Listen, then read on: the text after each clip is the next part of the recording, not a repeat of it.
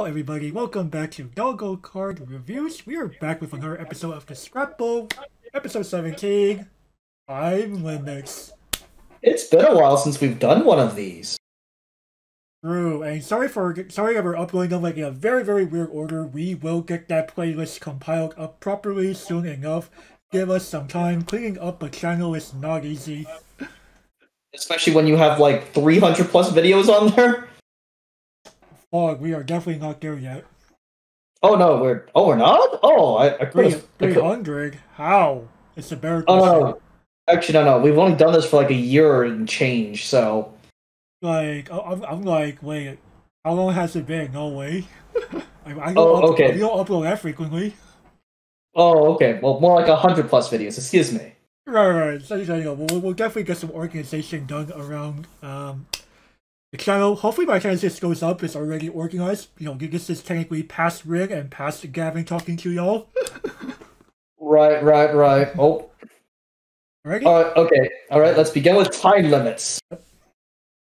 So while we may enjoy taking as long as possible to enjoy a game of Weiss Schwarz, a 30-minute time limit per round applies when playing a game in a tournament setting. Just like with any other card game in a sanctioned environment, time limits are in place for a multitude of reasons.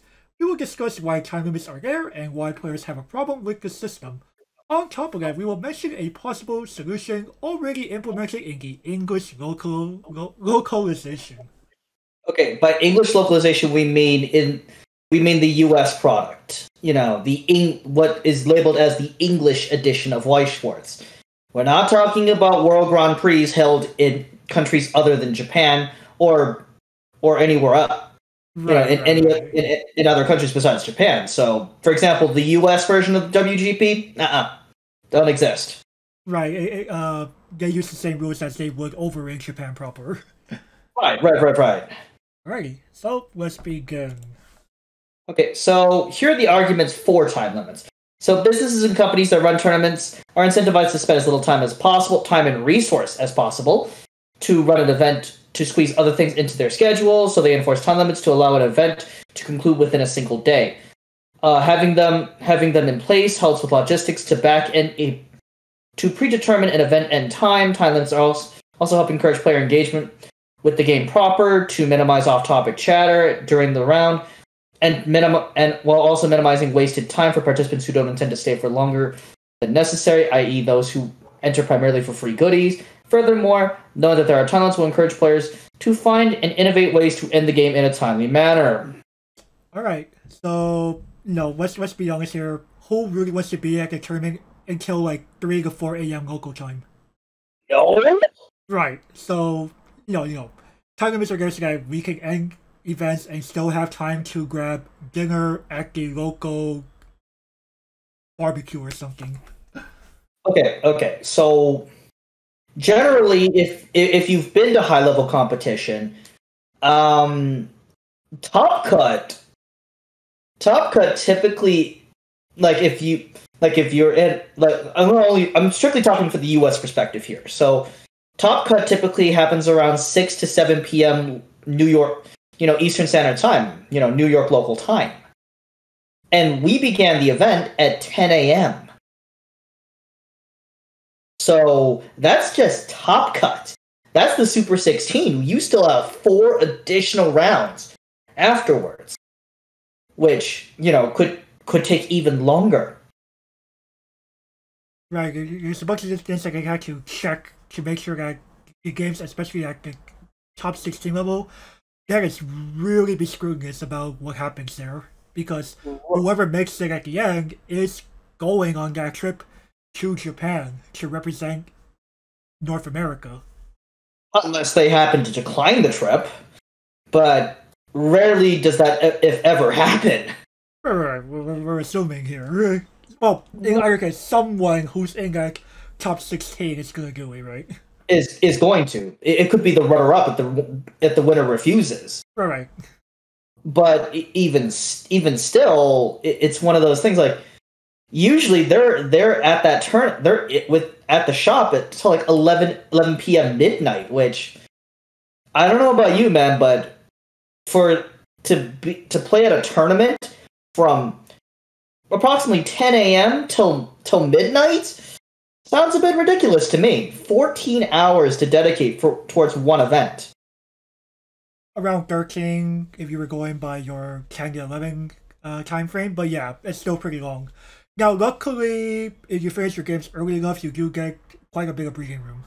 And, that brings me, down over to, actually staying engaged with the game and doing what you can to find and innovate ways to finish games quicker. The quicker you finish the game, the more time you have in between runs to, get a stretch break, making sure all your stuff's together, chatting up with your buddies, use the restroom, get a drink, staying hydrated really matters at these events.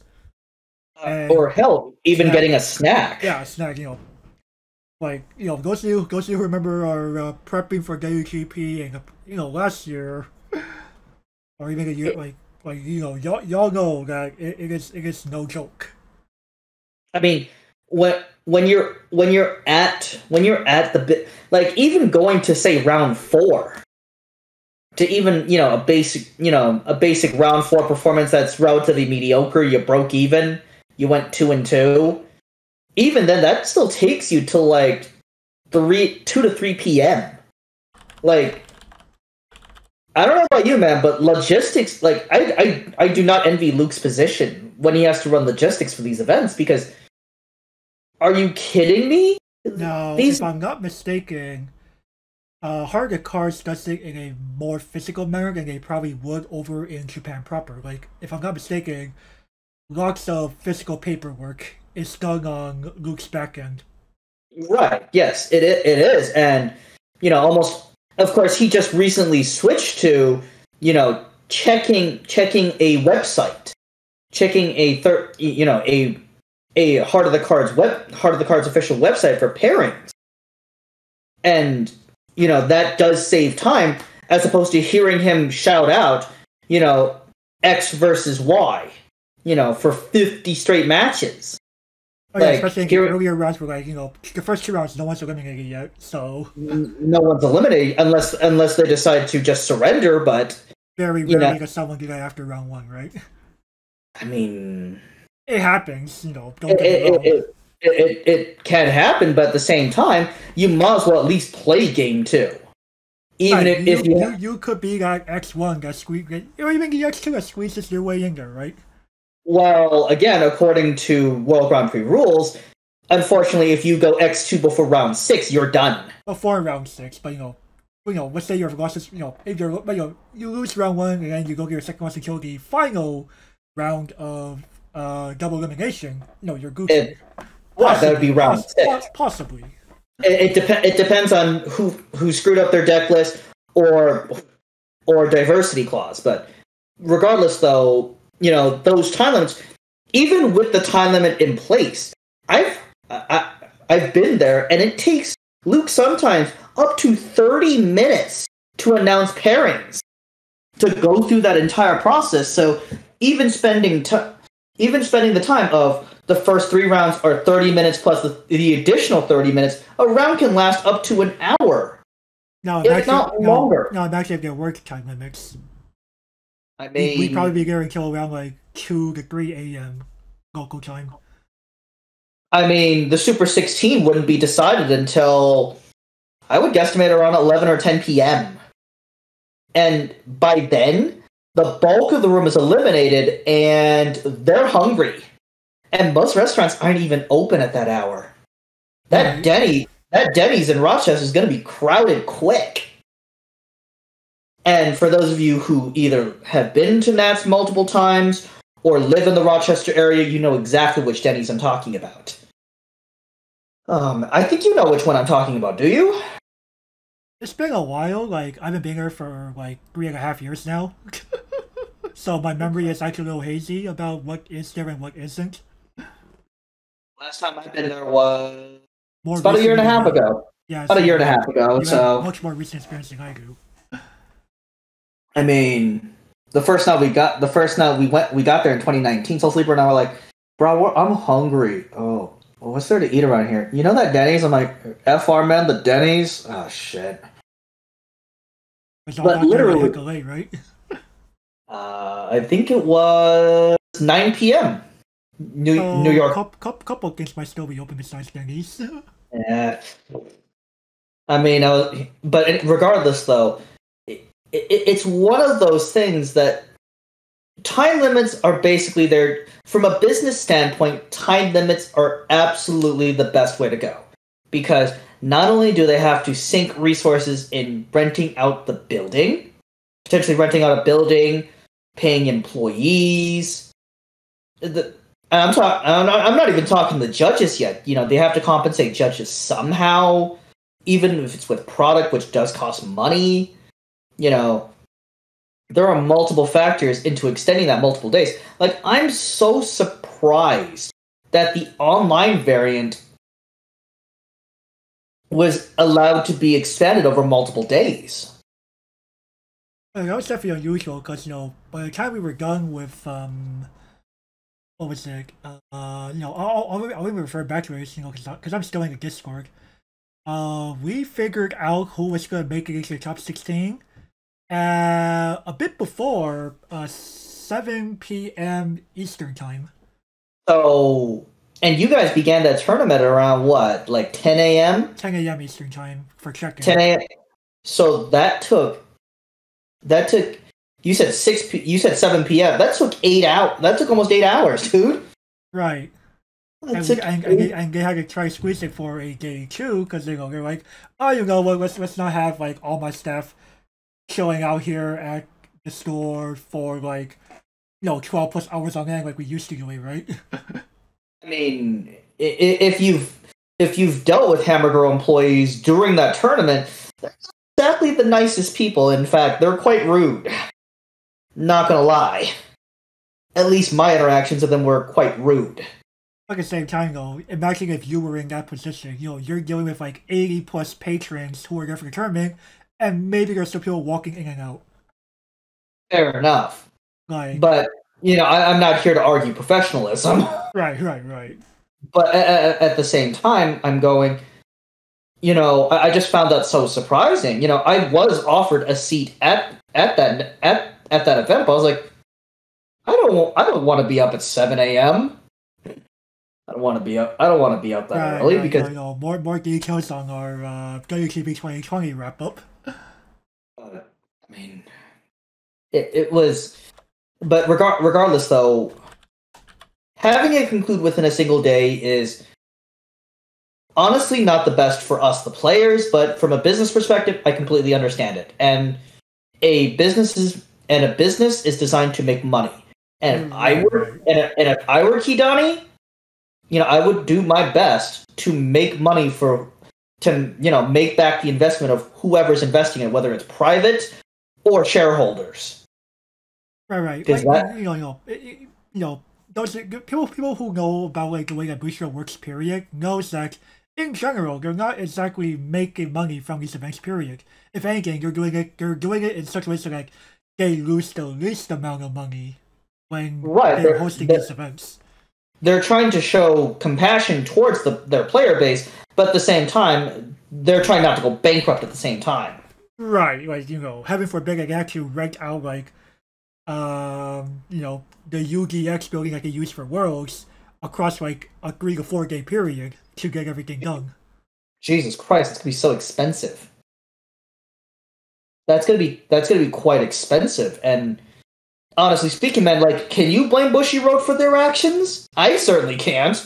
No. I've grown to we will speak of the frustrations that Gavin and I definitely do share with other players, but at the same time we have to acknowledge that hey, these are there not only for our sake, but for the sake of the people who run this whole shebang. They have lives too. They want to eat too. I mean, they want to eat. Sure. Do I want to do I want to participate in a tournament for 12 bloody hours? No, I don't. But at the same time, well, it's better than the alternative, because the alternative could be, well, I mean, okay. In fact, it even kind of benefits us, the players, too, because we all have lives to get back to. I don't know about you, man, but players complain about the spending cost of going to Rochester every year. Think about it. If that tournament spanned multiple days, that costs even more money in hotel. And not to mention your overall energy costs. And food? Like, yeah, like that's everything. It's not just financial costs. It's also the cost of your own sanity, your own effort costs. I'm inferring that you value that effort cost at 0. But like financially, it's going to take a bigger toll on you. Right. And think about a multi-day event. That's going to put a bigger strain on you mentally too. I mean, heck, I'll even bring up like a fairly recent example for another popular card game that Weiss Schwarz players are familiar with, Yu-Gi-Oh! In the past, for any regional event held by a third party, the old time limit rules simply say you just simply go into extra turns. Those turns could take however long they need to take, right? Oh, and God. As a result, big regional events, especially here, the ones that we have here in California, like urban areas, San Jose, Los Angeles, San Diego, those did not end until probably like 1 to 2 a.m. local time. That's ridiculous. And when did you guys start? Check-in at 9 a.m. local time. What? So we were there for 16 hours. FR, I'm not joking. 16 hours. That's ridiculous. Now, That's ridiculous. Luckily, with the new rules where it just simply says cease all play, finish until end of current phase of the turn, and check for life differences at that point. As a result, it's the same size of regional. Despite the regionals actually growing in size, Gavin, the tournament's now probably ending at a more sane time around like 9 to 10 p.m. local time, give or take. Okay, that's a lot saner. Now, of course, Bushiroad has decided, and Bushiroad Japan has decided both of you lose. And, well, that does feel very shitty if that happens to you. It's one of those things that there's a reason why they do it. Right, like there are cases where simply eliminating 2 people in one go can also end a tournament earlier than intended. It's one of the I've seen it happening back in 2019 at one of my own WTPs. 2 people are already I think they were both undefeated at like round 5 or something, and he was gonna go for one more round, but because those 2 eliminated each other due to the double loss rule, the tournament ended right then and there. And it's one of those things that makes me go, look, it's shitty if it happens, but at the same time, it's one of those things that you just have to live with. Right. It's to prevent collusion. And collusion ruins competitive integrity. Oh, yeah. Just going back to Yu-Gi-Oh, there's plenty of times where collusion has taken place. I mean, even self-destruct button, man. There's a reason why that card's literally on forbidden list, right? It has to be banned because that's unintentional collusion. That game, that card has caused so much headache. Well, the card's also such that you basically play like a deck that can easily win game 1 because of like how surprising it is or something, or that opponents will simply not have space to counter it in game 1, and then you side into it against 2 and 3 to tie the next 2 games, and you won because you have 1 win and 2 ties. And your opponent is 0-1. Like, what? That's ridiculous. But we're talking intentional collusion. We've seen it, and literally, we've seen it in Magic. Any card game, you name it, it's probably been done, or at least attempted. That's honestly speaking. I don't know about you, man, but Bushiroad's solution against collusion, is genius. Nobody benefits from collusion. And I'm going, okay, I like that. I honestly like that. Because why should we as competitors, get cheated out of X, Y, and Z because X, Y, and Z potential reward because two guys are like, let's just screw up the entire tournament structure by doing ABC action. Right, gotta get things that benefit the few but harm the others. I mean, we've seen splitting of grand prizes before. Oh yeah, and there's a reason. Again, this is also plays into Bushiroad's prize culture. They purposely don't offer anything with any inherent monetary value. There's a reason why you don't see a $1 million cash prize. They're like $1 million United States dollar cash prize. Right, but Bushiroad's done very well to minimize not just the mechanism by which one can collude with, but also the incentive. Why collude when the prize win for you is not really exactly splittable? I mean, they'd be like, well, you could split the box. I'm like, dude, you're splitting $35-$40. If they're even offering anything of that sort, that'd be more of a third party tournament most of the time. Okay, you can. Okay, a trophy. How you splitting that grand place trophy? You really aren't. It's attached to a specific person. Or how are you splitting, say, a World Champions promo card? Right. I mean, sure, you could sell the promo card and split the prize money that way. Well, yeah, go through quite a few hoops to do that. Right, and collusion is just one of the big. Now, of course, what does collusion have to do with time limits? Well, it's mostly connecting it through double losses. It's the reason time limits lead to double losses, which eliminates collusion. That's how it's tied. Okay, off-topic chatter. You notice during these big events, you rarely have ever talked to your opponent. Right. I mean, if you know what you're doing, you could do it, but most people are just trying to focus on the game because, there are stakes here. Quote-unquote stakes. I mean, realistically, man, there are quote-unquote stakes. They are quote-unquote, but man, the way that some people treat these events sometimes. I mean, I've had friendly conversations with people. No, definitely. Gavin and I can probably agree in that the Weiss Schwarz player community is overall pretty open and friendly once you get to know them. Right. And the thing is that I've had friendly conversations with some of the people, but some people are stone walls. They won't even say hi. Or it could be worse. They're you face them and you see them with a pair of big AF headphones on. I'm like, how more?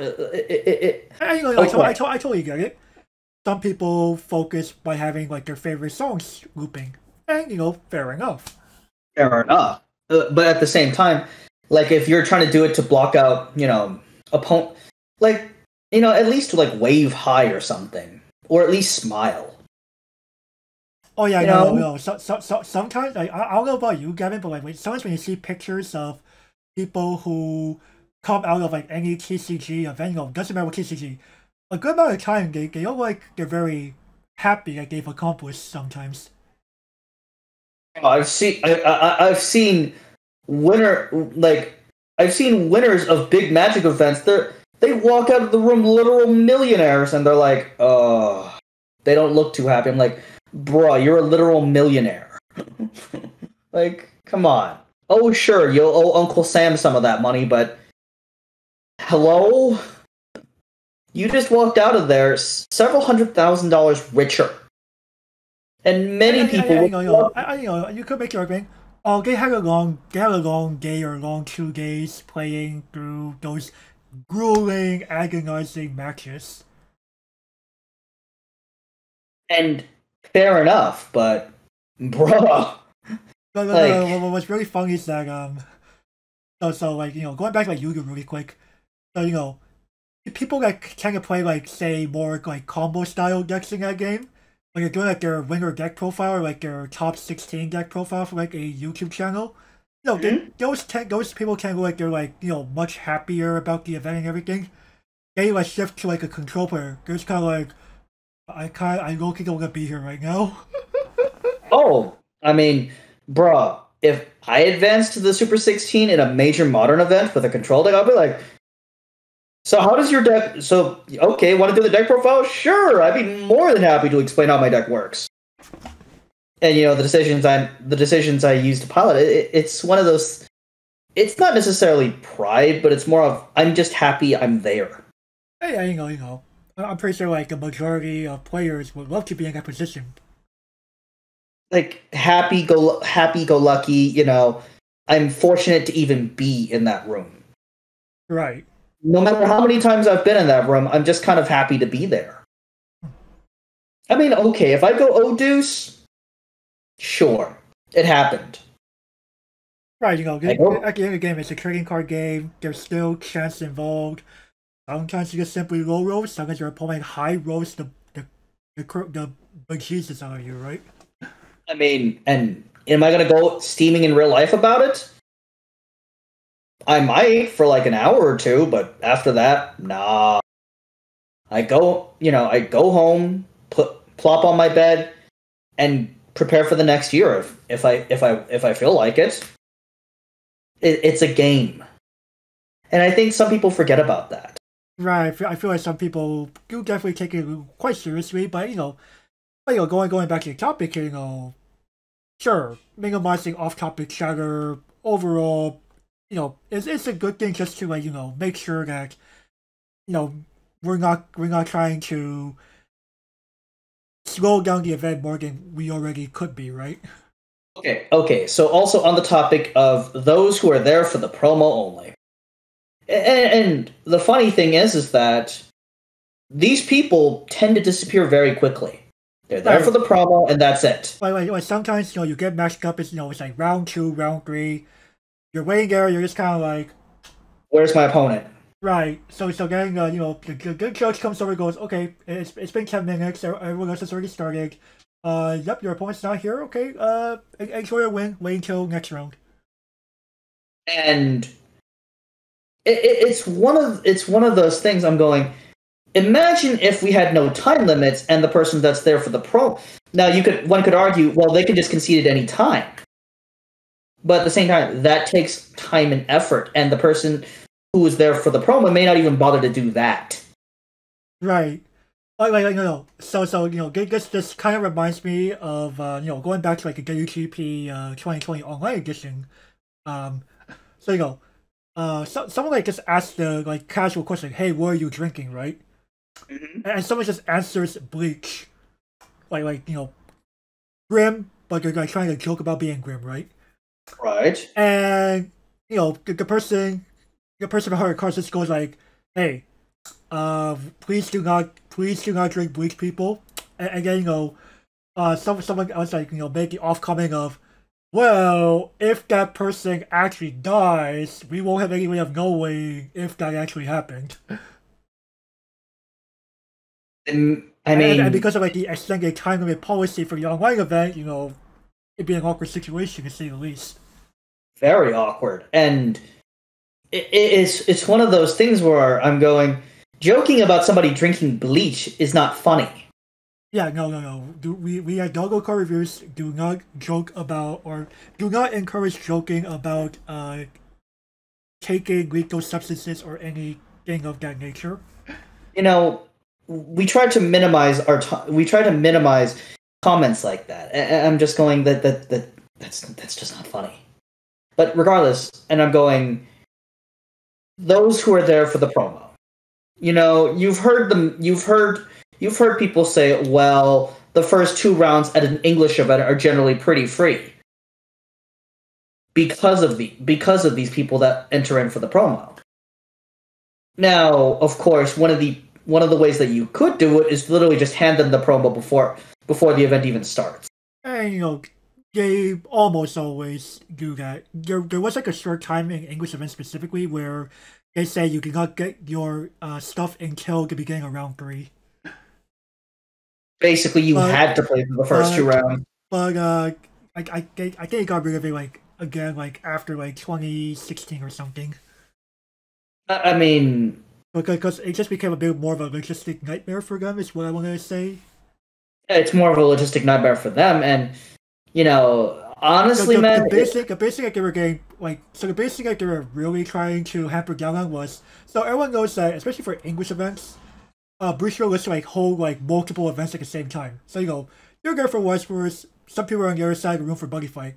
You being the promo opportunist goes, I want both. right?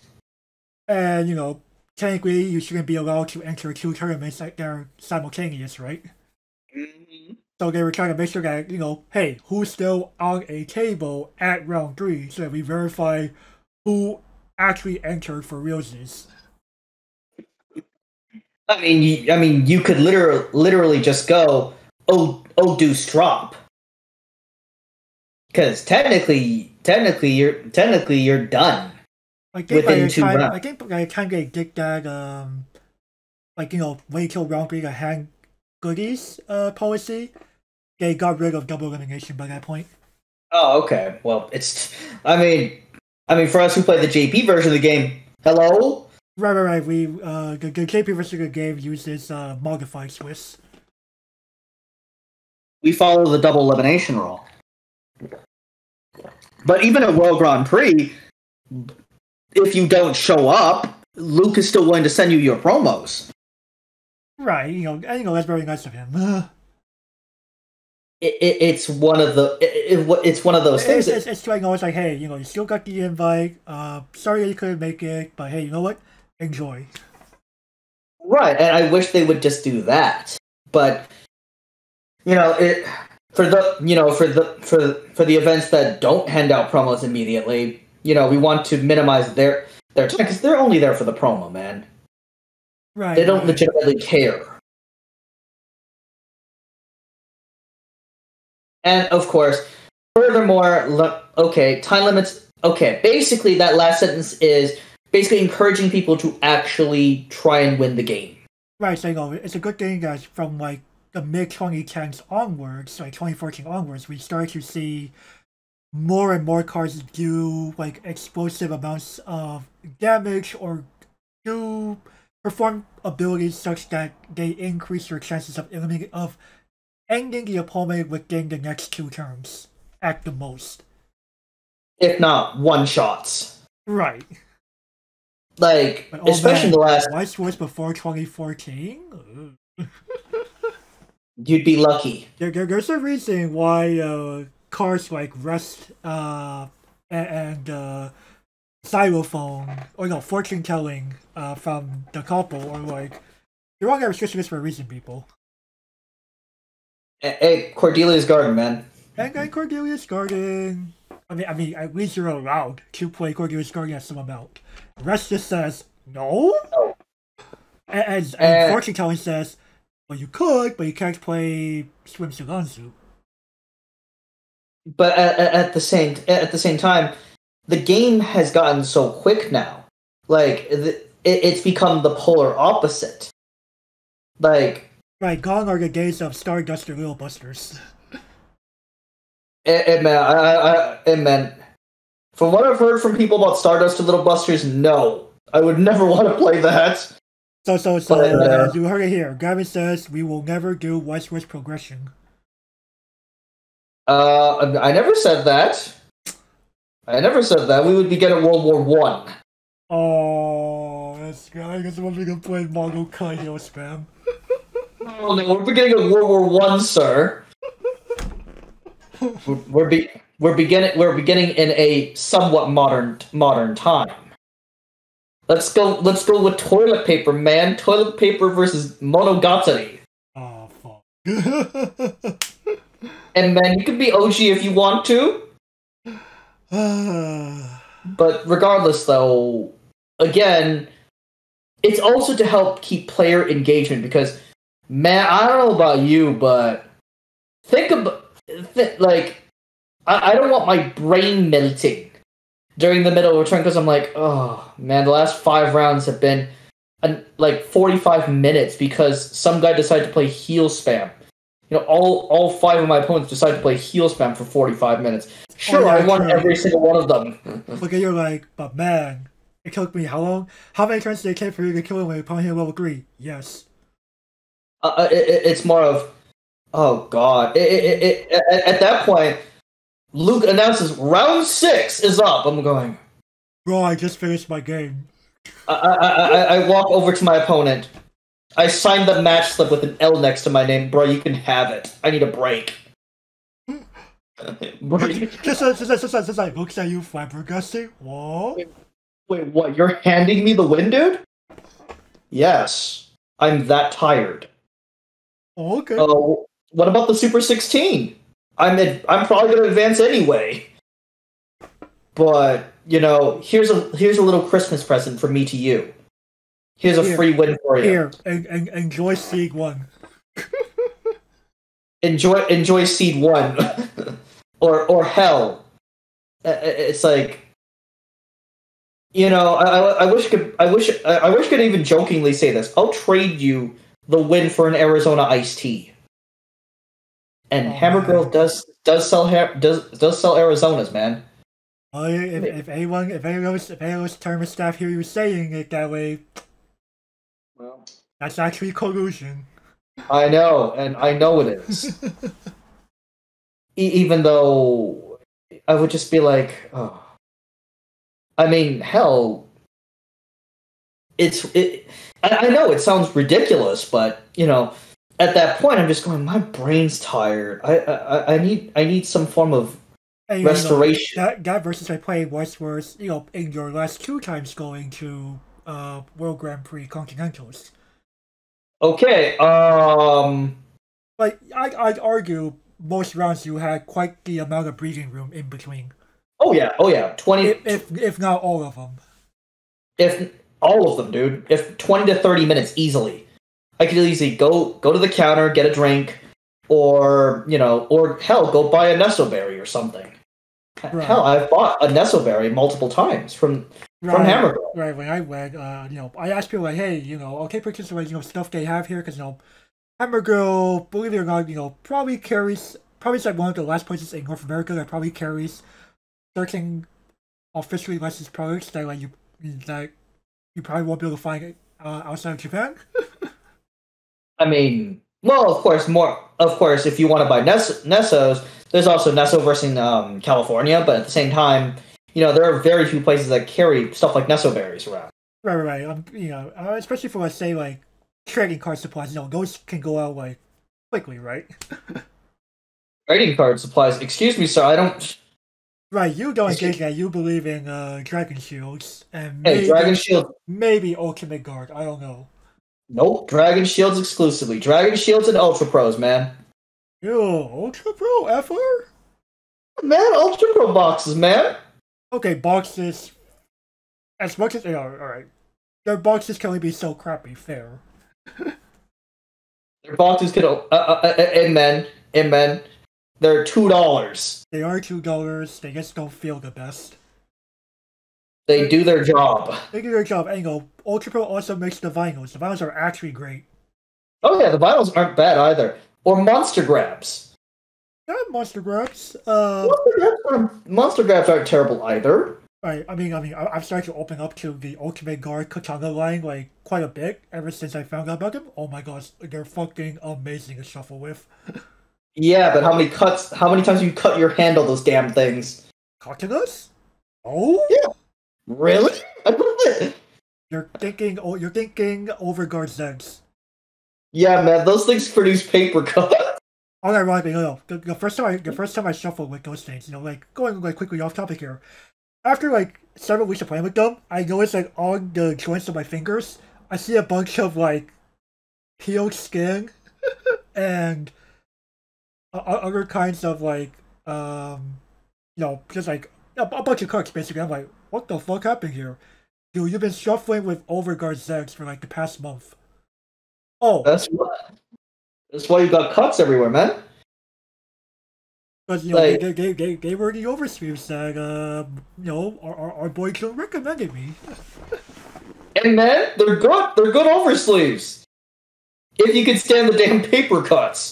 I mean, eventually I got used to them, and the second version of overguard sets are actually not as painful. They're still good, but they don't feel they got rid of the more sharp feeling that they used to have. I don't know, man. I'll still stick with Dragon Shields. $11 can sleeve 2 decks. And, fair enough. Ultimate Guard Katanas and KMC Hypermag, pretty much the same price. And man, you also gotta buy. You gotta also buy those character sleeves you kids use. Those characters. I'm talking about just plain card sleeves here. If we're talking about like comparing between Dragon Shield and like other competitors. Fair enough. But all right. Sleeves aside. Sleeves aside, these time limits help encourage players to actually finish their opponents, which is what Bushiroad wants. Right, we're seeing more and more decks, being built more towards, hey, I'm gonna try to end you, right? Nichikasaki, hello? I'm not even just talking about like what Bushiroad's offering in those card pools, but like what people are doing with said card pools.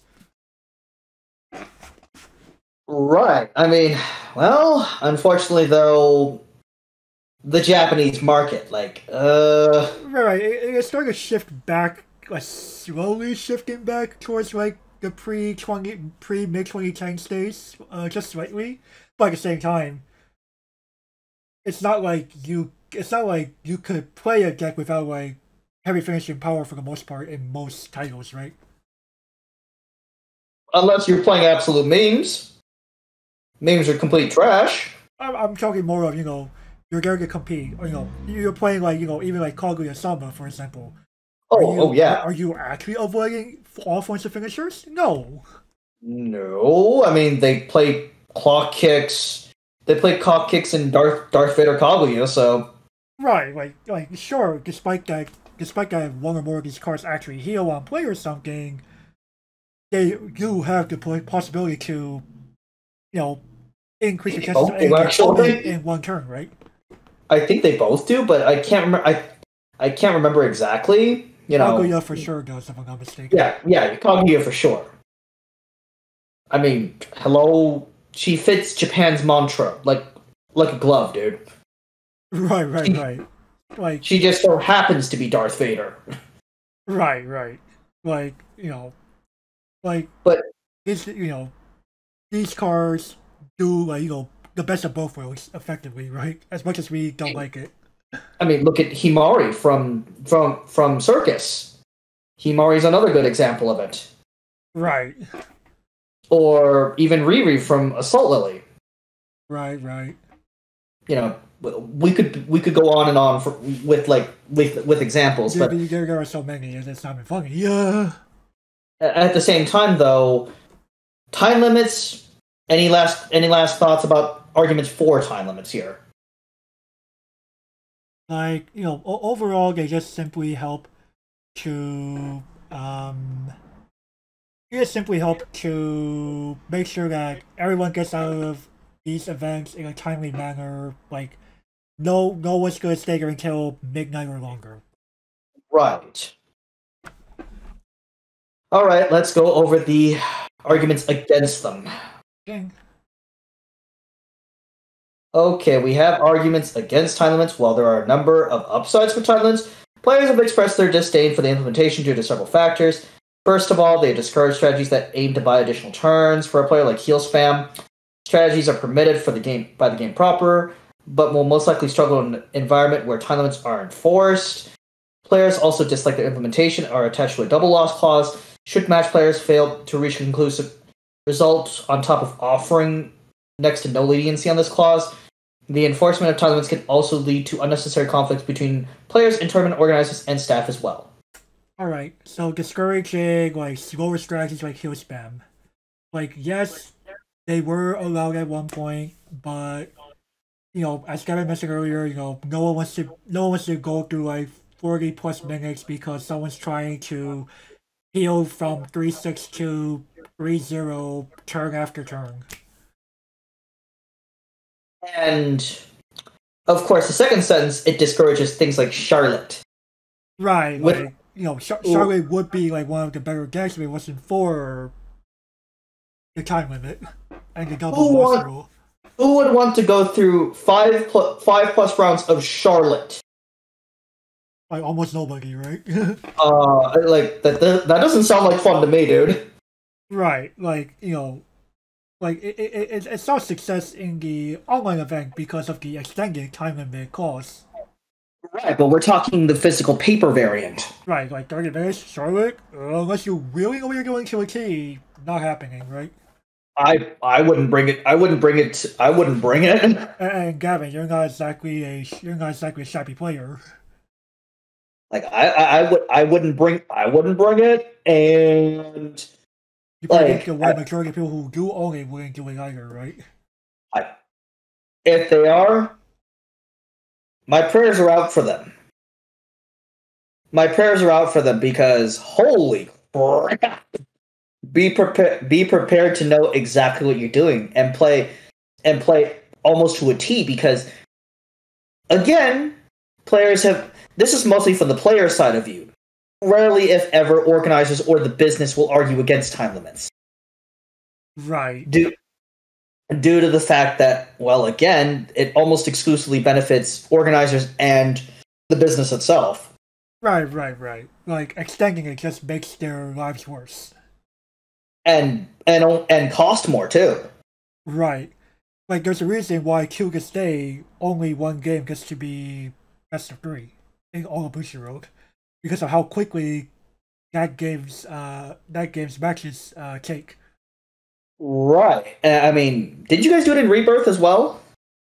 Well, Rebirth doesn't have an official cost for best of 3 yet. Okay.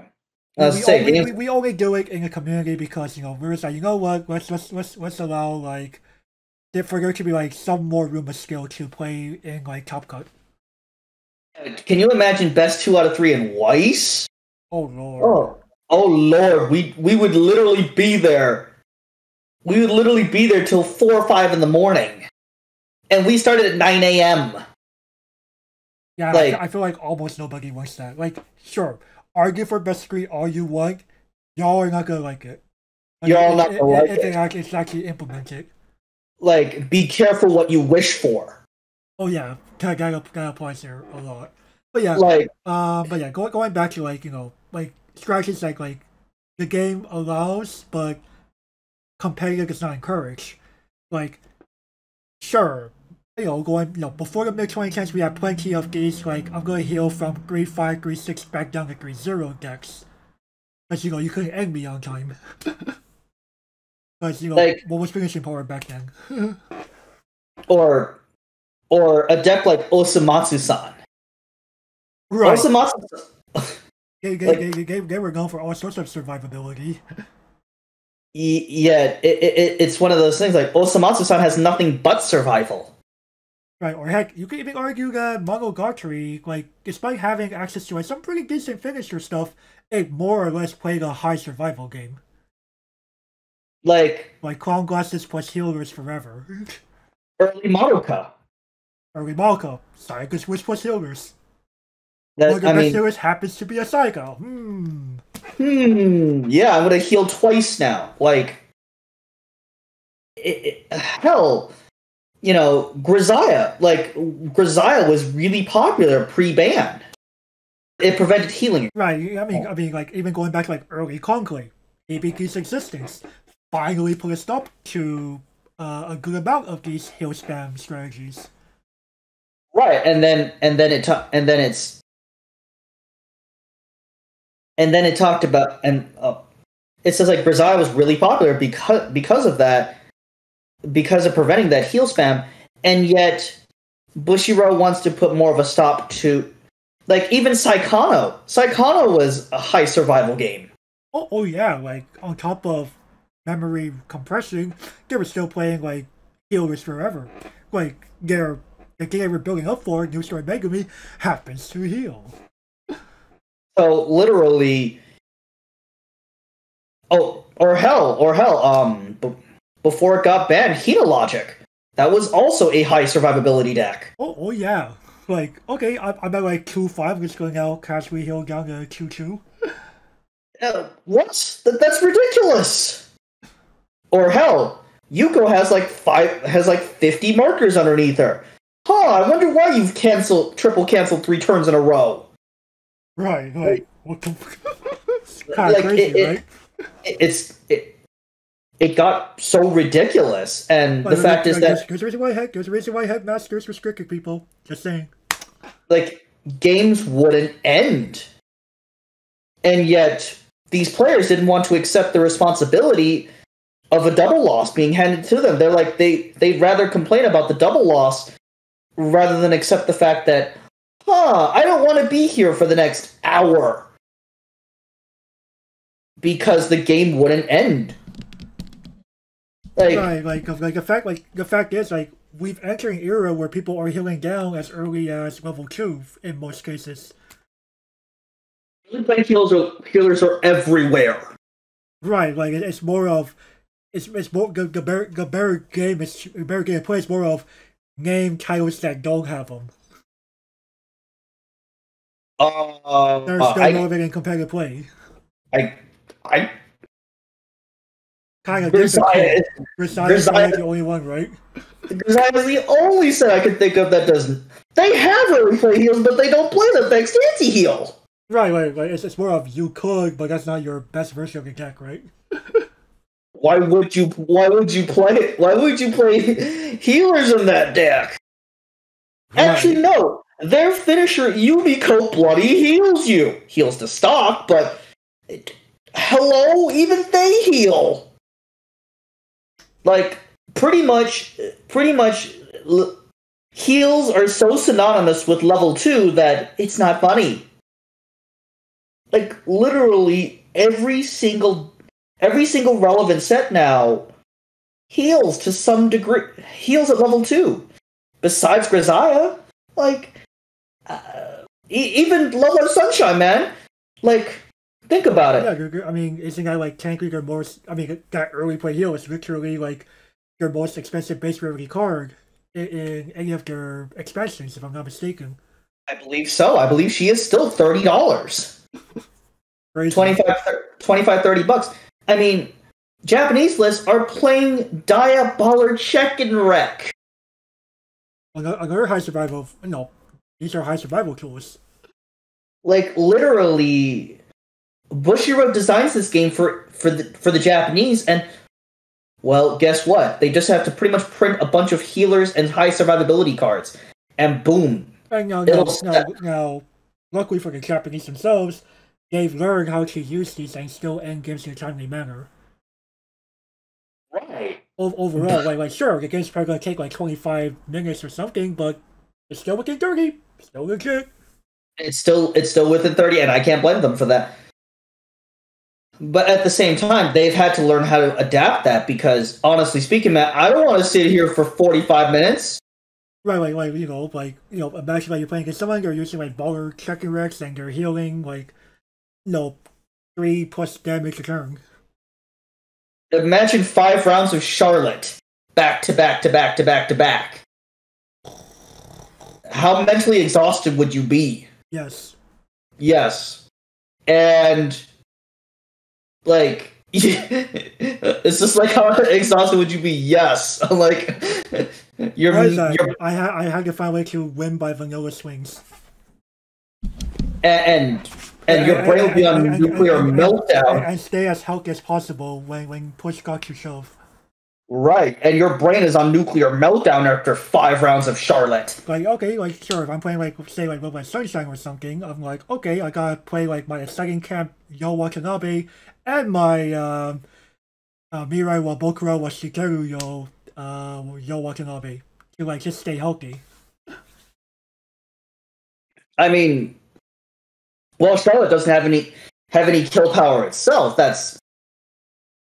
I mean, when players issue kill power for survivability, that says something, even against time limits. Like, that kind of says something, doesn't it? Definitely. Like, look at Nijigasaki, for example. What is the most common list you see out of Japan? It's mainly been a standby. It's and I have to agree. It's almost always been 8. It's always 8 standby. I'm just going, my God. Like, yes, don't get us wrong. Standby's a powerful trigger. But, these lists aren't running any of the events. I'm going, what is Japan doing? Like, those events offer, like, all sorts of finishing power. Fumio 1.5. Darth Vader. Or just on reverse burn 2, burn 3. Like what? It offers so much kill power. I'm like, and they're taking literally none of it. You're like, nah, I just want to play with 42 characters in a climaxes. They're not even running the damn money counter. It's like, I probably won't have the full board sometimes. I probably have to, like, crash the lane. Like, holy crap-o. It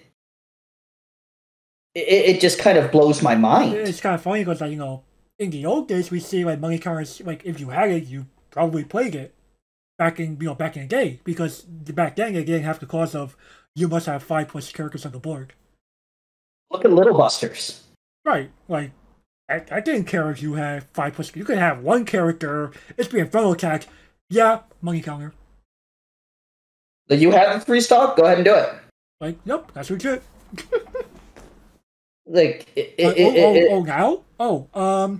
Okay, I have this Nijigasaki high school 3rd-year students in my hand. I have 4 characters. Fuck. Yeah, trash, it's like trash cards. 0 out of 10 will not run again. Like, it's one of those things.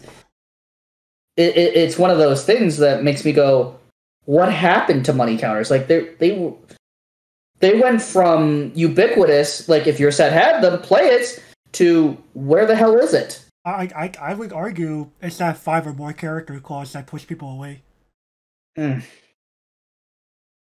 More than like being quote unquote off color or any of that sort. Like, sure, you could argue in some pockets, okay, screw green, right? Right. But in Nijigasaki, it's literally Phyrexian. You don't need the blue. But what pushes people away? You need to have 5 or more characters on the board. Oh. And sometimes you can't guarantee that. Well, if your opponent has, like, your opponent's playing standby, you're probably crashing most of the game. Fair enough. Like, I would argue, Gavin, like, Bushido adding that cost there, sure, you can be defensive. Actually have the board for it. I think the last time I saw, like, anything that said I have 5 characters on the board for a defensive tool was Gate of Scroll in Goblin Slayer. And people play Gate of Scroll still. Right. Like, but I think that's partially more because, well, they play a card that literally toolbox for it. And it was easy for Goblin Slayer players to maintain a board of 5. And not to mention they also have Resurrection. Fair enough. I went yellow in that set, so... Right. But most people, they went red-blue, because, those are, like, Japan's favorite colors, right? Yeah, well, I went Boros in that set, man, so... Don't ask me. Right, yours like, is great. I blew the Izzet variant apart, and people wonder why they lost. People often wonder why. No. It's like Goblin Slayer was like one of them. It's a classic example of, like, more or less a high survival deck. But it still saw success despite the 30-minute time limit. But you're playing games like, some people play Soul Reduction, and you have Resurrection and Gate of Scroll. Yo, dog, you're not hurting me. Or, even in, like, the Door Standby version, like, they're still playing, like, X amount of healers with Resurrection and Gate of Scroll. They played Electron Diva, dude. Right, and why? It's a healer. And I'm just going, okay. I tried that deck, by the way. Hated it. Went back to Boros immediately. I don't blame you. I'm like, yo, dog. Well, one time, like Gavin came into this game during a time where firepower already existed. we were already past the days of boulder catapults and siege towers. We have entered the era of machine guns, battle rifles, semi-automatic pistols. And by the time I entered, it was trench warfare. Right. We had machine guns and battle rifles, semi-automatic pistols. Mm-hmm. Chemical warfare won't go that far. About the same. Oh yeah, well, gassing wasn't a thing in World War One, man. Right, mustard gas OP. Mustard gas very OP, but regardless, though, okay, you know, low-key, Gavin, we might have make a video of what in Weiss Schwarz would be okay or not okay under the Geneva Accords. Oh god damn it! Before that becomes a scrapple. Weiss Schwarz, the Geneva Convention edition. Oh god. Yeah, there'd be a lot of things banned. Or actually no, Weiss Schwarz, the CDL edition, where we GA like half the fucking game. It's like that shit's broken, man. What do we have left? Vanillas. Oh hell yeah, we GA fucking standby immediately. This is like, let's take all of S and A tier, gentleman's agreement, all of that. And now we're going back to fucking Guilty Crown. Shit like Guilty Crown, man. Like, over half the game would be gentleman's agreement. Yo. Early play Musashi OP. Let's fucking go, literally. Inori brainstorms, man. That global fuck matters. Hey. That's technically, that's hella standard compatible. She doesn't have a trait. Or her global fiber doesn't apply to a trait. Oh. Nor does her salvage clause. Let's go, boys. And it's always a global 5. Though, to be fair, I would probably be asking more of, FR, y'all playing brainstorms in standard? Bro, what's a brainstorm, man? Like, unless you're playing a meme deck, you probably don't need brainstorm. What's... Bruh, I'm busy exiling your climaxes. And proceeding to swing for 51. Right, you're dead. You're dead. But seriously though, back to arguments against time limits. I'm going... These are some of the arguments that I've heard throughout my time against time limits. I've actually personally watched the double loss, and I'm going... you know what I told the guy, dude? Look, I feel bad, but... Honestly speaking... You knew the rules beforehand. Right, by choosing, by default, by entering these events, you agree that you understand each and every single one of the rules in play for the event and the game proper. What's funny is the guy who suffered the double loss is the younger McBride, aka his older brother is the bloody judge. I'm like, bro, your brother is literally the judge ever. I'm going, come on, man. So it's like, don't even try to disguise it behind you didn't know the rules. Like, come on, man. It's not like you and your brother are estranged either. It's like you guys get along pretty well. So, and bruh, you know the rules pretty damn well. So it was not like you entered the tournament not knowing there's a double loss clause. Hell, he even reminded me of the double loss clause. I'm like, dude, I've been playing this event for 3 years now. Of course I know about it. Like, 2018 was literally the only year where I was experienced and didn't make it to NAS that year. Sometimes I also see people do things like, if I had heard the time warning more clearly, I would have tried to do something to, like, try to hand the win to, like, one of us or something, right? That's technically collusion. That's technically collusion, but, people will, at the same time, judges are obliged to give time warnings. Oh, of course. And I hear and I hear the judge off the top of his lungs saying, time warning, 3 minutes left. You have 3 minutes left. Right. Though I believe in most cases the final warning is 5 minutes until end of round. Again, dude, I was making an exaggeration. Right. Hell, even actually, Justin even states 2 minutes left. Oh damn, so nice. Actually, he went even beyond that. 30 seconds left. Yo, what? He did that one year, 30 seconds. Way off policy. He was being that nice. That is so nice of him. Like, I'm like, 5 minutes left. What can I really do here? I don't think there really is anything. Dude, 30 seconds. Oh. That's the easy way to make someone panic, if anything. Right. Actually, that looks like a nice gesture. Gameplay wise, oh shit! What do I do? What the fuck do I do now? There's like F4, 30 seconds. What's the mistake? 2-4, 2-5. What the fuck? You know, honestly speaking, at that point, man, shit. Well, let's say it's the two of us left, and we hear 30 seconds. We're at that those light totals you just mentioned. Well, what are we gonna do, man? Attempt the English method. So far, we're just gonna double loss here, man. No. Wait. Speaking about the English method, would make more sense, Gavin. Oh well.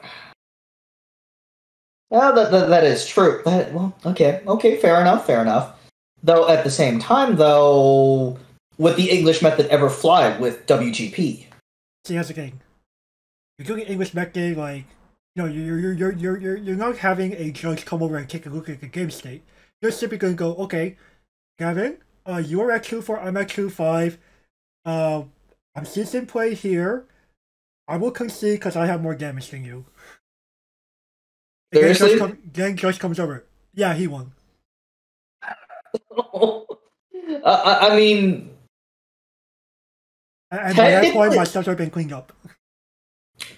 But technically, by then, dude, like... It's like, if a third party was watching this, they could be like, those guys colluded. Technically, they could do that.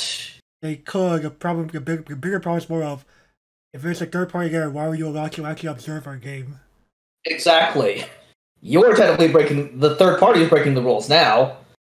Because technically, there's supposed to be no spectators. Even though. Right. If I'm not mistaken, I don't know if I'm wrong about that rule. Actually, there is no spectating allowed. Okay, so I was right. But at the same time, bruh. How many times has your game been spectated at World Grand Prix? Oh. I can tell you, bruh, so many people fucking hover around my game. I'm like, hell, I've had Justin himself hover over my game, like, bro, what the hell are you doing at my... It's like, I assume you're talking about just strictly at Rochester. Oh, I'm talking about the local level. Oh, okay. To be fair, I guess it would be 2017, my final 2 rounds, because I was like, I was EXO both times, and you're like, let's watch the EXO guys playing out, right? You know, and I'm just going, I even told Justin, a bit of privacy here, man. Like, if we need you, we'll call you. One of those types of things, you know? Right. I'll be like, I know you're the judge now, but I think even technically you aren't supposed to watch. I don't think unless you are called. No. Judges do have a right to to watch over any game of their choosing. To because Bushiroad judges are doing what's called passive judging. No, they can pass by, observe a game for a while. If they notice any kind of bad game state, they can and will force both players to cease play and attempt to remedy the situation. Oh, okay. Because he was hovering over my game for like 15 minutes. I'm like, damn, dude, that's a Right, that's a long time. there is technically nothing against judges doing that. Oh, okay, okay. I didn't. Passive judging, yeah, it's part of the passive judging program that Bushiroad implements. I just thought that was kind of creepy. I was like, It is creepy, but judges do have this right, whether you like it or not. oh well. Oops, my bad. Yeah, so sorry. Justin is not in the wrong here. Oh well. Amen, amen. I'd be like, though at the same time, I asked him, dude, can we please have some privacy? Like, Jesus. Alright, you could ask for him to look from a safer distance. And Or a distance that you deem to be more comfortable. Actually, he went to another game after I asked him that. Oh, damn. He went to another game. I was like, well, like, he's like, dude, I'm just trying to ensure that you guys don't cheat. Hey, you know, he is in the right to do that. I totally get his ambition. I totally get his intention, and I fully agree with it. But bruh, seeing it IRL. Oh yeah, no. I totally get it. You know, it can definitely be quite pressuring. But it's the last round of the AGP. There's only 2 invites. No, bro, this is round 1.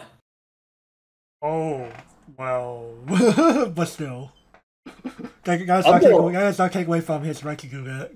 Of course, and now that I know better, all right, fair enough. But yeah, that is how passive judging works. But at the same time, okay, so next to no leniency on the class. I don't know, man. Sometime next to low leniency. Well, at the same time, they have like for the most part. Okay, it happens, and he's like, "Oh, you can see you cannot end the game in 30 minutes." Judge comes over to verify that happened. Well, unfortunate, but I had to give you both the loss. And I saw the look on Justin's face, having to give his own flesh and blood a loss because of game rules. He felt devastated. I'm sorry, but my hands are forced here. He's all like, sorry, bro, but literally, if I don't hand you the double loss here and somebody reports that I didn't and has proof, we could lose our tournament rights. Hey, nobody wants that. Right. I'm sorry here, but sorry, man. I gotta play fair. I gotta play fairly here. And you know what? I feel bad. I felt bad. I honestly did feel bad for Tyler in this case. But at the same time, rules are rules, man. Right. Like, there's pretty much no, next to no leniency. Like, judges are gonna be like, oh, I don't care if 5 more seconds was gonna give you the win.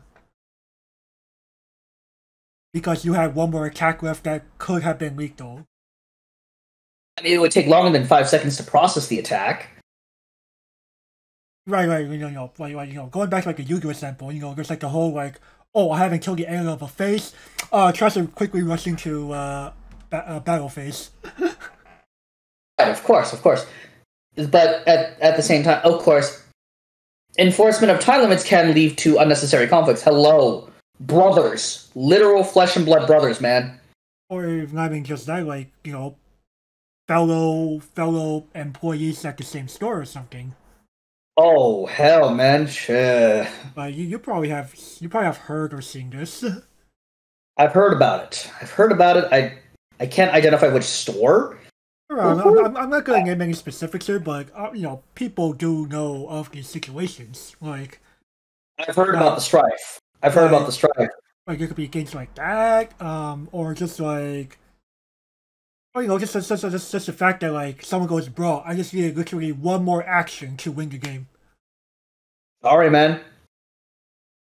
And honestly speaking, though, I feel the player base is quite adapted against it. Overall, gave especially it's both the player base and the card pool, I'd argue. Right. Well, adapted to it. Excuse me, not adapted against it. Hope. Right. Like, like players have learned overall how to build decks that can also end games in a lower amount of turns, and cards have been made such that they can facilitate these kinds of strategies. Right. I'm really hoping that it's one thing. It's one thing to argue for the digital versus a physical format, but honestly speaking, time limits are kind of necessary. Honestly speaking, just to prevent from tournaments from going for eon. Right, for everybody. The digital format does this time limit leniency thing only because there's the possibility of lag, connection faults, technical issues, etc. Like, what if your opponent is on their gateway laptop trying to play you, and you're moving at 5 frames a second with frame skipping in between? Or hell, dial up. Your opponent's on bloody dial up. Isn't it mandatory for all internet service providers to provide at minimum something beyond DSL at this point in this country? I'm not sure, actually. I'm pretty sure dial-up has actually been eliminated. Well, whatever internet Soul Sleeper's on. Holy crap! I mean, it is one of these. Well, is it actually slow, or is it just more of it's just unstable? 3 megabytes per second, man. 3 megabytes or 3 megabits? 3 megabits, excuse me. Well, that's still a solid. That's still a solid several hundreds of kilobytes per second. Compared to 50 megabits a second. Which, at least it's not. At least whatever he has, it's way faster than dial-up. Still, man, it's like the dial-up of the modern age. The equivalent of dial-up for the modern age. That depends on everything what kind of webcam footage is he receiving, and what kind of webcam footage is he transmitting on top of that. I don't know, man. You'd have like if he's using a Logitech C922X with 1080p, and his opponent's also using a C920 1080p webcam. I use the C270, which is a 720p webcam. Which apparently to some people makes their eyes bleed. Okay, it's not because of its resolution, it's because of its color palette. Oh. Are you seeing a color rendering on that thing? Oh lord. No, because I don't notice it. And meanwhile, Panasonic Lumix GX8 attached to capture device. That sounds like some fancy shit there, man. Yes, it also has a pretty expensive lens attached. At the same time, man, basics. Right, but I used to be basically a webcam too, Gavin. I used to have a C920. And then my teammate needed a webcam because his off-brand Chinese webcam was having terrible connectivity issues. What, were they using something from Huawei or something? It had no brand name for what I know. What? Wasn't even Weibo or something? No. Man. Thanks, Polymatter, for teaching me what Chinese technology manufacturing giants are. But at the same time, it's one of those. This is regarding the physical variant. Right. This entire thing. Oh man, you probably have seen some players just get pretty belligerent with judges from time to time because of what the player thinks is a bad judge call. Yes, extremely. It's not just Weiss Schwarz. It could be any card game. You probably have witnessed or heard of a actual threat being issued by a player to a presiding judge because the judge made a quote-unquote bad judge call that they didn't like. Yep. And that player, if I remember correctly, those players are usually promptly banned. If their threats are credible. I mean, if the player calms down after a warning, they're fine. If they continue and are clearly looking to make some kind of move on a judge, then yes, that is where they get banned. And probably also have security and or police called upon them as well. Of course, escorted out of there. But at the same time, I'm just going, rules are rules here. Right. You kind of enter these events with the expectation that you've read the rules. And not just read them. There's a clause, especially you at entering an English event, there's a little contract that you sign that says, I have read and understood the above rules. But or the rules laid out in the manual. And of course, the majority of players would counter with, who reads those? And I would go, Soul Sleeper does? I mean, let me just bring up an example. Just go more of, you wrote on a virtual or physical contract that you claimed you actually did it. Right.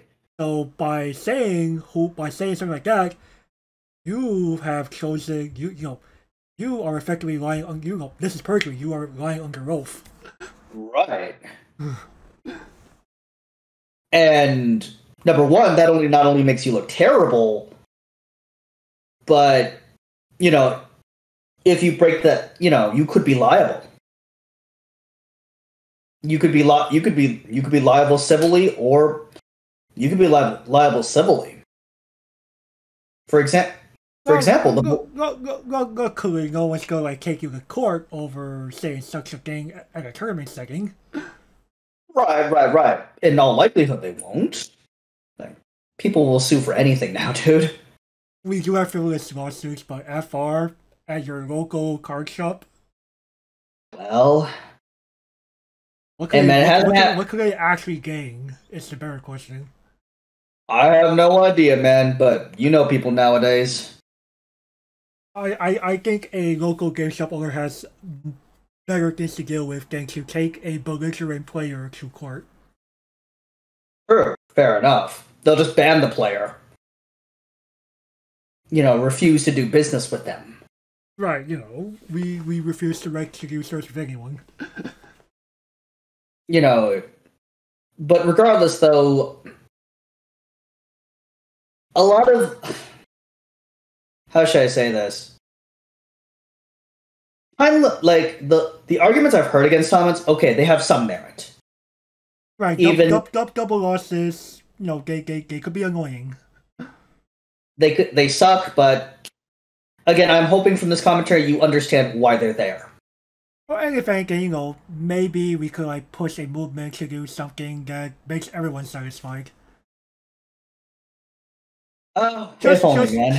Just maybe. If only, man. Anyways, anything more about arguments against time limits? Right, going back to I know what Gavin said, while the arguments are definitely sound, we have to understand that in general, time limits are overall a bigger benefit than I think that's the thing. Players are taking time limits for granted. They see them as being almost unnecessary and just plain evil, right? Right. And going back to the whole you get what you wish for, I do want the people listening to think about what will happen if we just allow for best of 3 no time limit events.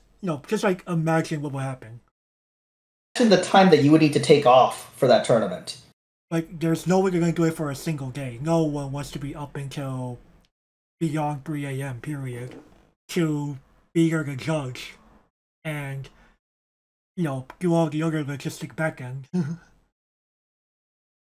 I mean, you couldn't pay me to do it, dude. You couldn't pay me to do it. Like F that. I'm coming back here 8 a.m. the next day. Like, just imagine the amount of time off that you would need to take as a player. Like, imagine, like, you would need to take multiple days off. You would need to, book your flight, hotel, food, other logistics.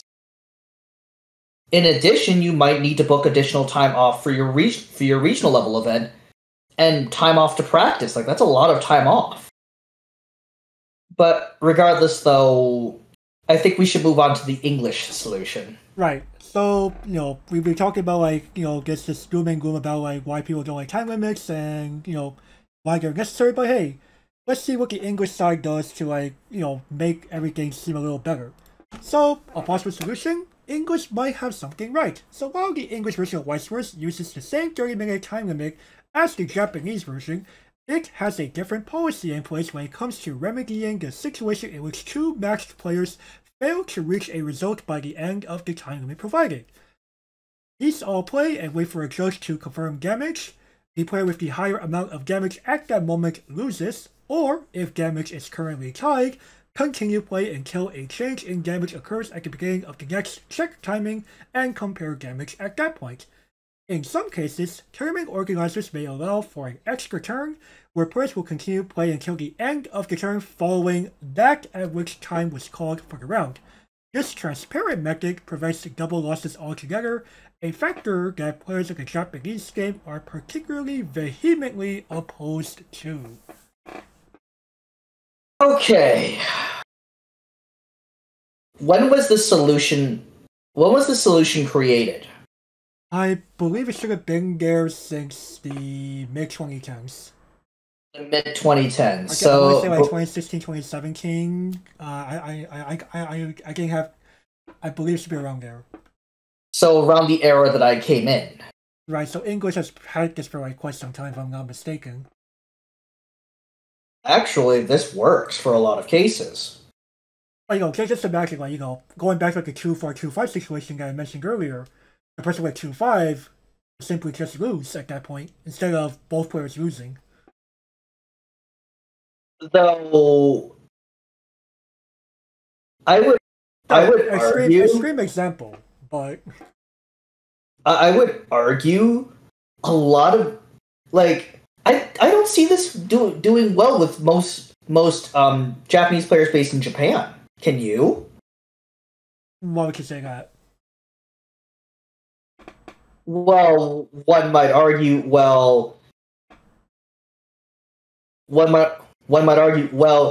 he had a chance to heal before I did, and time was called. Something ridiculous. That's why I like the whole, in some cases, tournament organizers may allow for an extra turn of play. The play of the turn where time is called will continue to its end, then the next player takes their next turn and then compare damage at the end of that turn. Okay, that sounds a lot more fair, just to avoid the scenario I just brought up. Right. This does depend, in general, like, so how Visual English says is more of, there's an option to offer an extra turn if you want to go that route. But otherwise, or with the extra turn, apply this method of finding a game solution. Because at the same time, though, like, tournament organizers sounds more like third-party tournament organizers, never first-party. Sometimes, I have heard at, like, official English events where the judge there says, when time is called, we'll allow for, like, the extra turn or something. Okay, the extra turn rule, but like they'll announce it at the beginning of the tournament if there is going to be one. Okay, can you imagine Luke saying this?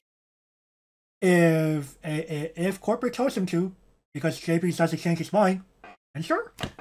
Okay. Because I can actually see this working. I can actually see this fixing a lot of the issues that players have.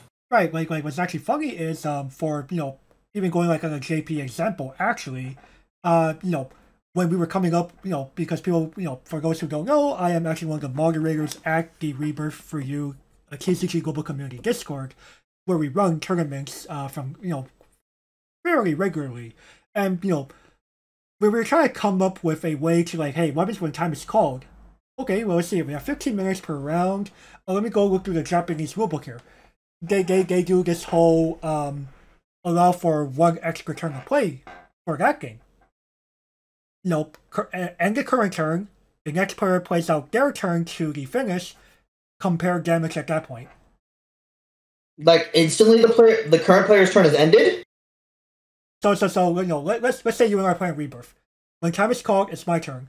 I continue playing out my turn as if the game did not end at any point. Okay. Then you play out your turn, and at the end of your turn, we stop, and then the judge will go, okay, I see that Gavin is at 5, Rin is at 6, therefore Gavin wins.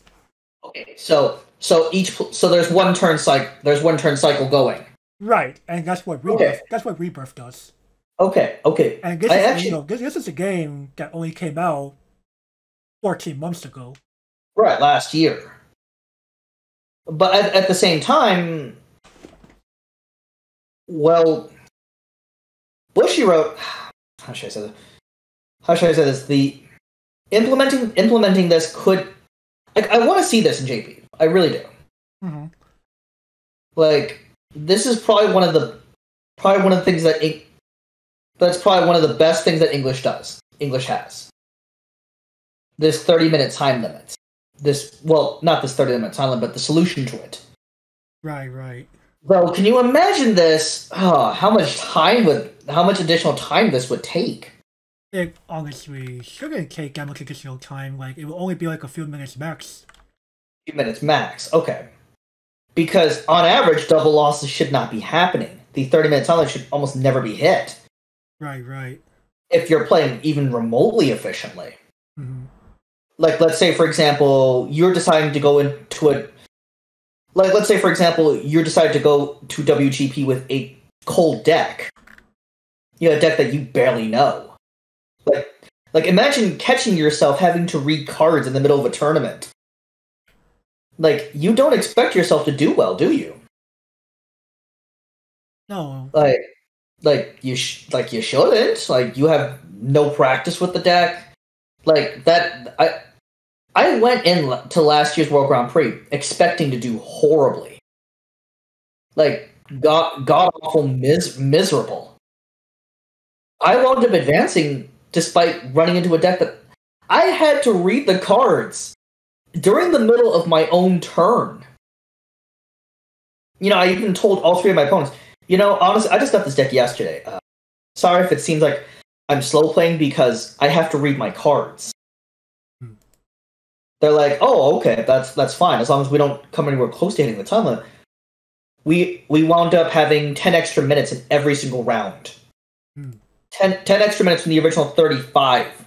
Originally proposed 35-minute time limit, so I won 2 rounds, lost 1. So it's one of those things where I don't want to say this, but it almost seems like you have to intentionally hit that 30-minute time limit.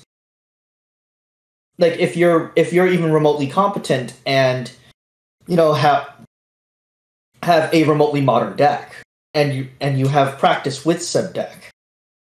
Doesn't it feel that way? In general, yeah. It almost seems like you kind of have to do it on purpose. And if you're in most cases, as Gavin and I say here a lot on our videos, the game moves so fast that certain cards just simply can't work well because of how fast the game moves. We hear ourselves saying that a lot, right, Gavin? Mm-hmm. Like, damn, this game was slower. Yeah, it's gonna be hard. If this game moved more like in the pace of 2012, 2013, this card would be amazing. But in current day, no, I cannot see that. The turn count doesn't even really reach 5 for both players sometimes. Turn 4. Turn 4, you're probably dead. Turn 4, if you're not dead, you're close to dead. Like that's just how fast the game is. Yeah, this game is going like you know, we're kind of worried sometimes when we see like where the game's going. Like how fast is this game now? Yes. Like it's almost gotten to the point where there shouldn't need to be a need for a time limit anymore because the game is that quick. Or no. Here's what surprises me. So, you know, you'd argue that in general, Cardfight Vanguard should be like a pretty fast game. Mm-hmm. But what's funny is that around, I believe, 2017, 2018, they bumped the time limit for Vanguard from 20 minutes to 25 minutes. I'm like, wait, that's only 5 minutes less than what? That's only 5 minutes fewer than Weiss Schwarz. What's going on? Yeah, 2017, 2018 is where the Vanguard got crazy. Well, it got crazy with more of like, you know, I think it was also around the same time where they said, oh yeah, you guys can use non-game objects to calculate things like power and so on, because, you know, no taking of any kind is not allowed. I mean... Like, what are you supposed to do when, like, your bloom abilities go off like 25 times? I mean, expecting somebody to memorize that is absurd. Right, like, you know, before they implemented the counter rule, we're just kind of like, oh, 1, 2, 3, you know, you see people like kind of like filling with their fingers and like trying to figure it all out. At each time. Right. And then or imagine... we show like, notices, oh, what can we do to our game? Okay, understandable. We need to add 5 minutes for like these logistic problems. I mean, when I was trying to learn Vanguard... Why was just have this problem? Like, when powers, like, even in, like, you know, Revy Star, where, like, 3 different activators are going off, it doesn't take that long to calculate all 3. Usually you can calculate Law, Offense, Power, and Toughness within 30 seconds? Right. Like, you know, yeah, you know, we're talking, like, 3 activities. Law, Offense, a back row card, and, like, the backup itself or something, right? Right. But let's say, for example, trying to navigate the mess that is Fuzzy Pandas. Right, Great Nature, you know, okay, this success trigger then activates this ability, and then this ability triggers that ability, and, oh, this thing died, this activates on top of the ability it gained from this card, and... it just chains a bunch of them, like 500 abilities just went on the stack all at once. FR. Like, I know Great Nature because like Great Nature has a lot of cards that goes, you give a card the ability when this unit is retired, perform X action. But when you're stacking these up, you're like, oh, fuck. I mean, and that happens after one panda dies. Right, one panda dies. How many abilities go off? Yes. Yes, like it's like. I almost wanted to play Gear Chronicle because Gear Chronicle sounded a lot simpler. Which is kind of ironic because the attack sequence can get pretty complicated. Or Victor. Similar problem as Gear Chronicle. Attack sequence order matters. Or even Gize, man. Okay, Gize you just don't think. Gize just goes, oh, you see trigger? Cool, Gize go burr. Gize go... I mean, Gize was the #1 deck at the time, man. Debatable. There were counters to it. Or LJ? I'm gonna lock your shit, man. There were counters to that too. True. And man, my buddies told me... Your lane Joker? Oh, Bermuda Triangle is your matchup? Scoop. You know, a lot of people told me, be scared of these things called Gize, Gear Chronicle, Victor, and LJ, man. Right. They'll go people that are like coming to Vanguard more recently who are like, what the heck are these guys are talking about? Like, who the heck's Gize? I'm like, FR? Because they're playing like V Premium or Standard. FR, they don't know what Gize is. Or the Sabreeze problem, man. They don't know what striking is. What? And man, FR, V Premium, and Standard say this doesn't exist in this timeline. And man, whoever got the first try fucking won most of the time.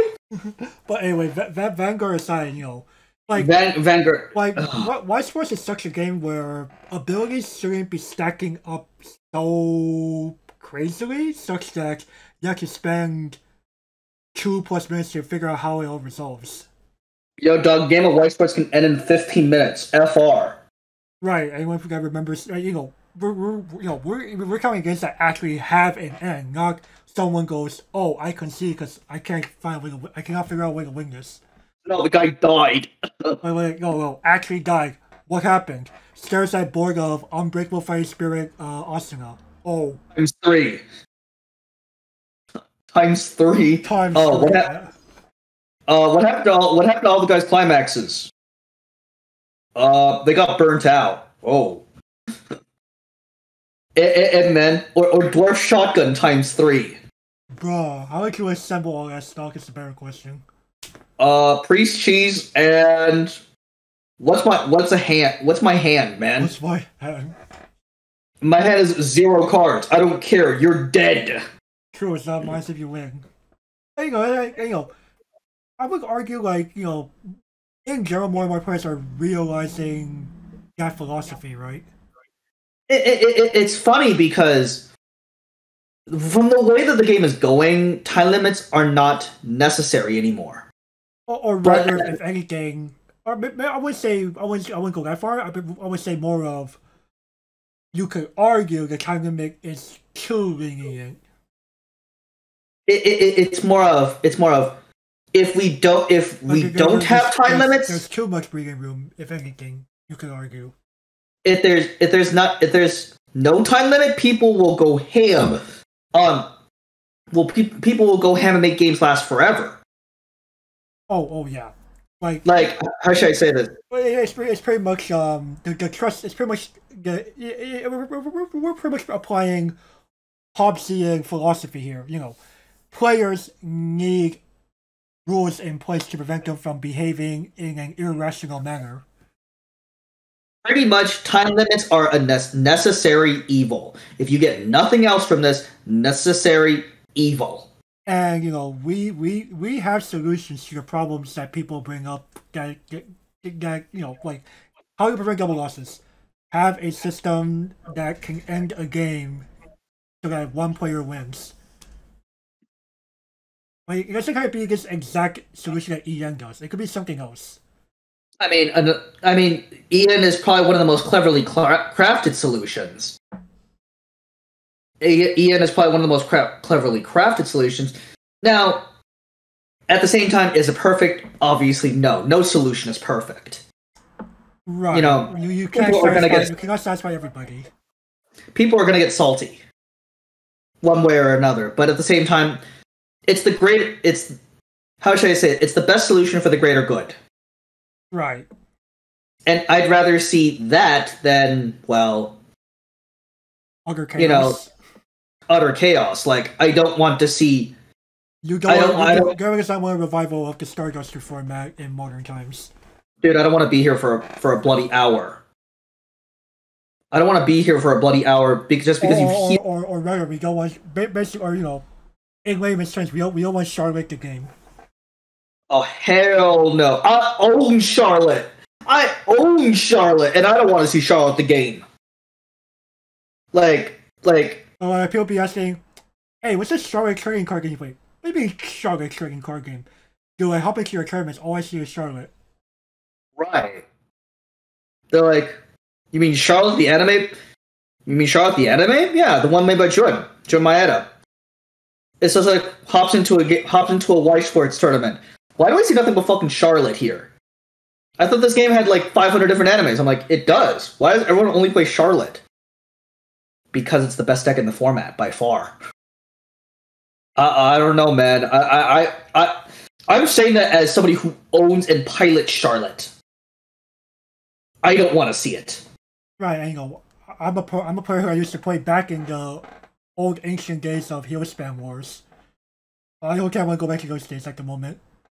You don't want to go back to 2012, do you, Grandpa? Like, while 2012 offers some nice dynamics, and, people can make the argument, oh, but if you gotta play through more turns, there's more time for skill to show in the game. At which point I go, skill can also apply to deck building, people. Right. Right, if you know how to use your cards to effectively kill somebody, there's that. And most people counter the whole deck building as a skill, going, you can net deck. I'm like, not everyone bloody net decks. Right, and there's such a thing called net decking smartly. Or studying net decks and countering them. Right, like net decks are a resource one way or another. Like it's one of those things that makes me go.